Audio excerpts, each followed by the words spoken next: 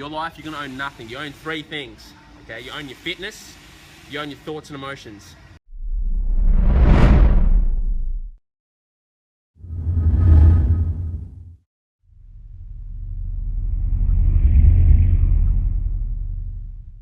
These walls are the stories that I can't explain. She told me in the morning she don't feel the same about us in her bones. Tonight, the ground beneath my feet. The story of my life, I'll take her home. What's going on? It's Abdullah from the Glucose Network, bringing you another fucking video, another day in Colorado. Now, I said last time, it was the last time you're going to see Alberto Nunez in a fucking video, but I was like, fuck it. You know, and I was like, fuck it. One of the best natural bodybuilders on the planet, hands down. Being natural, aka drug-free, aka not looking like Jay Cutler, aka jabbing growth hormone 6 times a day. Natural is having testicles, having testes. Filled with natural testosterone. Natural, man. Yeah. Your balls are filled 24/7, okay? How to gain muscle naturally. Now, it's simple and it's complicated at the same time. It's soft and it's hard, it's yin and it's yang. But I think the main thing is... I can't look at you, bro. Well, it just needs to be the thing that you want to do more than anything else. Prior to just weight training for the sake of putting on muscle, I tried a few other sports, but like none of them could captivate me. Or I would do them and I was like, I kind of want the season to end. Weight training was the first thing that I found where I think, yeah, partially, probably because I excelled a bit at it, you know, getting positive reinforcement when you're a teenager. I started lifting when I was 16, mind you, is always nice. But it's the first thing that kind of consumed me. Is like, you know, I remember being in class and just I'm like, I can't wait to like just rock back with my dumbbells and stuff. Yeah. That's how you start. The consistency after that, I'd say, definitely would say, you know, learning is probably the next thing, because it's very easy to go from a beginner to an intermediate, but I know a lot of people who spend like basically their whole lifting career is intermediates. Okay. Again, you just got to keep updating what you're doing and learning more and more, because the gains slow down. The first few years, it's awesome. You know, I think I would actually stop lifting when I was 16, 17, 18, because I felt like I was getting too big and I was starting to look like stubby. Yeah. And like now I'm like, wow, I don't have that issue. There's no such thing as like I need to slow down these gains. Not when you're natty. No, not when you're natty. And you've been lifting for 15 years. Yeah, if you're natty and shit, there's no such thing as slowing down gains. No. That's like going to the sub shop and being like, hey bro, I need protein, but I don't want to buy mass gainer because if I get mass gainer, I'll get too massive too quick. I'm like, yeah bro, it's that easy. Just take a scoop of mass gainer, you're gonna fucking swell up like a fucking balloon, mate. The thing is, if you're gonna do this naturally, you don't really stumble upon gains. Like there's a lot of guys that I knew growing up that, you know, they decided to take the other route, and it's not that they updated their way of doing things in the gym. No, they just kept using more and more and more, and that's how they got bigger. It's like for me, it was like, so what? People are like, they're deluded. They're like, oh my god, this gearhead knows how to train good. This gearhead, no dude.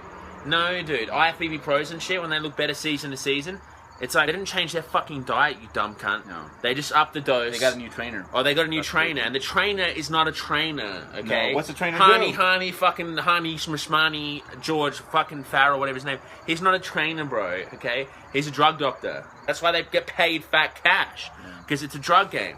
So when you're natty and shit, it's not like you can just fucking up the dose. Every year, I think I can go back, and I've been actually been thinking about doing a video from every year, like things I changed. And every year I could go back and I'm like, you know what, I kind of was doing this wrong last year. I have updated this, and now I'm doing better because of that. So, yeah, you're just going to have to learn how things work. And I think luckily for you guys, everything's on the internet now. Yeah, I didn't have that growing up. A lot of it was trial and error, whereas like now there's a lot of, you know, evidence-based stuff that's just out there for everyone to see and grab. Biggest thing that I've ever done that changed the way I looked for me was just frequency. I was training things once a week. And first of all, I was stressing as hell, because if you had a bad leg day, you're not going to be able to recover and do that again until next week. So you leave the gym like all bummed out because you don't hit your PRs. So I ended up switching my training split so that I can do things twice a week. And literally within like the first like 4 or 5 months, I'm like, wow, I haven't made this progress in years, essentially. So again, and that was me having to like look at what I was doing and see that there was some flaws in that. And yeah, I was kind of bummed. I'm like, wow, I've been doing it wrong. But again, usually when you find out that there's some hole in the way you're doing something, it means that, hey, you can fill that up and it's going to help you excel. People go 4 years super motivated, and in the 5th year they just like crumble. 3 years or whatever, and the 4th year I just crumbled. I was like, dude, I got no motivation to train no more. People like, you train to get jacked as fuck. It's like, no, dude, because eventually you'll have no motivation to be jacked as fuck. You'll be like, I just want to look regular. I don't care. It's too hard. You know what I mean? You have to find something internal other than just fucking wanting to be big for other people. Or big in general. I think it's a big misconception that I think kids or younger lifters, anyways, I don't want to call you guys kids, people who haven't been training as long, they'll look at my situation like, this dude must be like motivated 24/7. No way. And no, the difference is I'm just committed to what I'm doing. Yeah. I know that in like the long run, this is really what makes me happy more often than not. But there's definitely days where I have to go in there and just like put on my big boy pants and just get the job done. Yeah. I think now it's a more mature relationship, I guess. It's almost like relationships between two people. There's that lust initially, and then it kind of fades away. And now it's like I keep it around because it makes me a better, more complete person. Mm-hmm. Yeah. Everyone thinks they're Jay Cutler for the first like 3 years of training. Yeah. You know, leg pressing 20 plates with their homies and shit, yelling at them, and It's you all just you, feel bro. fucking. It's all you. And you feel so G'd up. And then, like, the 5th year or whatever, or 4th year, cunts are just like, what the fuck? That's how you stay motivated is you don't run on motivation. It's weird, eh? I've been married to this chick for 15 years, basically, and I keep her around because she makes me a better person. I think if you just bank on motivation to drive you, when it's not there, you'll feel like you've lost a bit of yourself. You feel guilty almost. You feel guilty. Like, I used to feel like that. Like, why aren't I motivated?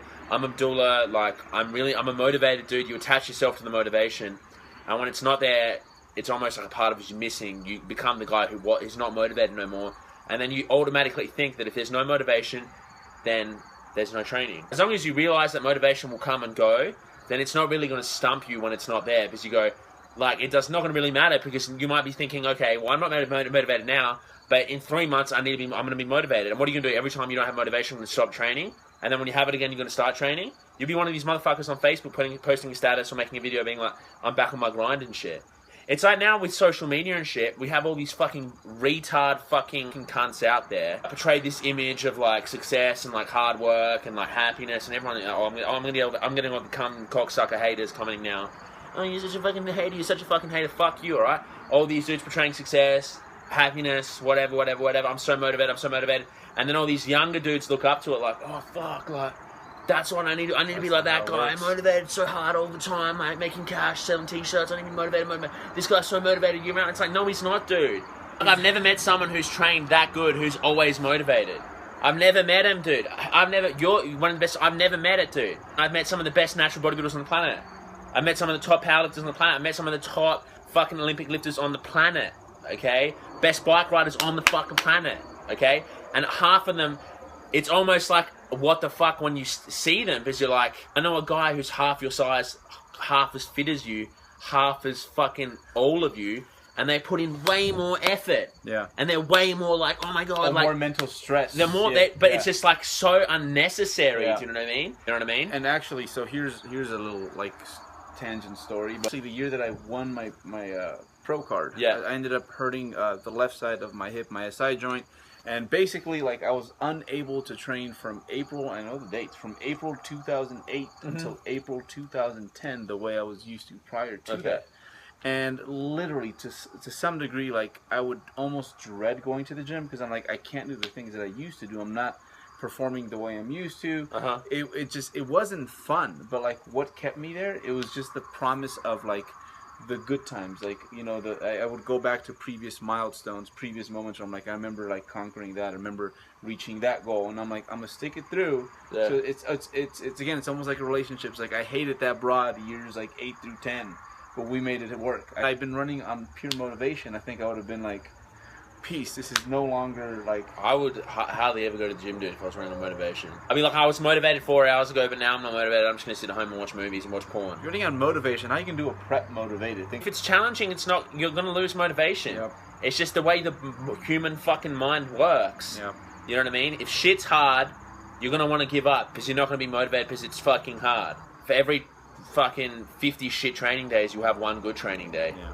And it doesn't have to be that extreme, but if you take away a message from that is, have to accept the situation for what it is.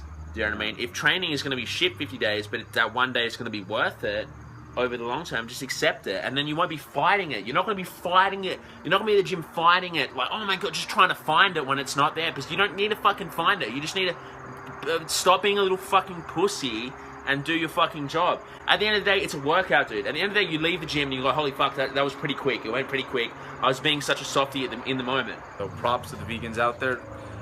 I would say that our nutritional pyramid that we have on our channel is probably a good place to start. I'll put the link in the description down below for that. And you'll see that at the very bottom there's going to be that adherence thing, because you could have the most like awesome recomp, you know, like precision diet, just everything. It's like the training, the best training is the one you stick to. But if you can't stick to it, then who cares? Everyone's going to require different amounts of flexibility, but it's one thing you can't ignore. You can't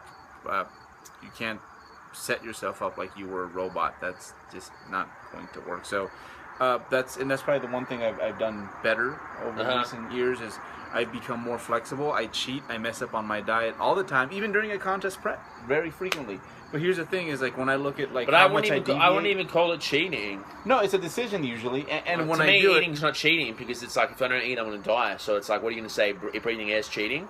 No, it's not cheating. Like, you're gonna say, hey bro, I breathe too much oxygen today, I'm cheating? Well, I have my bloopers every once in a while, but the thing is, because I'm much more flexible now, they kind of tend to like do this in terms of like deviation. They're small little... Yeah, people go off at a tiny bit, but instead of being like, okay, I've gone off a tiny bit, accept what I've done, let's go back to what I'm doing before, they go, fuck it, let's go hit it hard, let's go get pissed, 30,000 calories or whatever of fucking KFC, and then come home. It's like, dude, you didn't have to do that. No, bro. I had too many cookies today, so now I'm... Motherfucker's been eating vegan cookies, bro. You know, what are they called? Complete cookies or some shit? Larry and Lenny. Larry and Lenny. Shout out to Larry and Lenny. Larry and Lenny fueling this household right now. Dedication, desire, discipline. That would have been it. I'm pimping it. Dedication, desire, like the business motto is dedication, desire, discipline. And the calorie surplus. Yeah, eat. Don't be dieting. You don't improve eating less. That's just a fact. No. Okay, you don't drive more in your car, less fuel. Okay, if you're trying to gain fitness, if you're trying to gain muscle, you need to eat a lot of fucking food, relative to fucking you. Yeah. Doesn't mean you need to become some potato, fucking cunt who's gonna be on Biggest Loser and then become the next fucking. Who's the cunt from Subway who died from eating too many subs? Jerry? Jerry. Yeah, you're not become the next Jerry. He got arrested. Yeah, I think he sold cocaine. No. For what? Worse. What? We'll talk about this off camera. What is bad? It's really bad. Yeah, for a long time, and don't diet, because 15-year timeline, dude.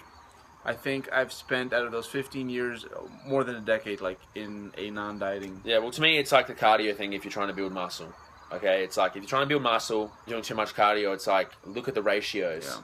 So if you're trying to build muscle over the long term, look at the ratio. If you want to gain muscle over the long term and you're spending like 5 out of every fucking 10 years in a deficit, well, you're going to get 50-50 fucking results, aren't you? Yeah. If you're spending 2 years out of every 15 years, well, then you're probably going to get pretty close. Maximizing your fucking potential. Yeah. 3Ds, and don't compare yourself to other people. Like when you start, I used to compare myself to everyone else. Because I wasn't really doing it for myself. But when that motivation like left me and I was like, fuck, what do I do now? And I started really working out for myself. Found the internal drive to train because the external motivation, Jay Cutler, Kai Green. When that kind of left me, I kind of stopped comparing myself to other people because I was like, okay, fuck, I'm not motivated anymore. These cunts don't motivate me. Everyone gets to that point eventually. Yeah. Everyone, I don't care who you are. Then you look inside, and when you start looking inside, everything on the outside doesn't really matter no more.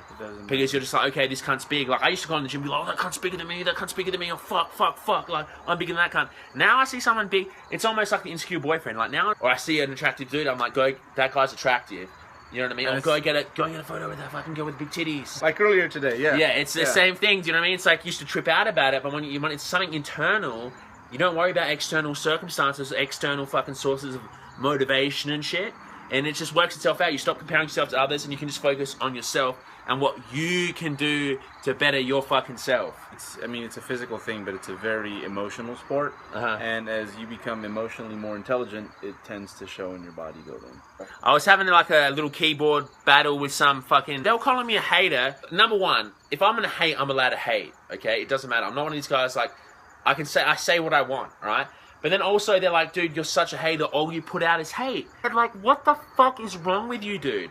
I made fucking like 7 videos this fucking week, and like 2 of them I've talked trash about cunts in them, like maybe for like a minute out of like 100 minutes of fucking airtime on the video. There's always these little fanboys who get on that shit and they're like, you're just a hater, you're just a hater. I'm like, bro, and then I'm like, where's your YouTube channel? What are you doing to affect other people, improve someone else's life?